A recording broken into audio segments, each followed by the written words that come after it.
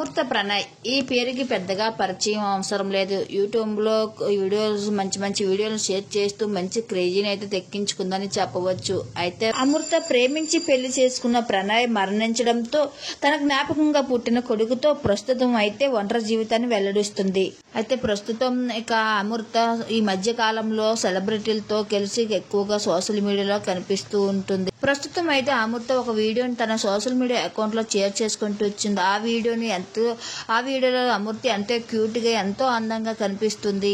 ఆ వీడియోలో మా వీడియో ద్వారా మీరు కూడా చూసేయండి.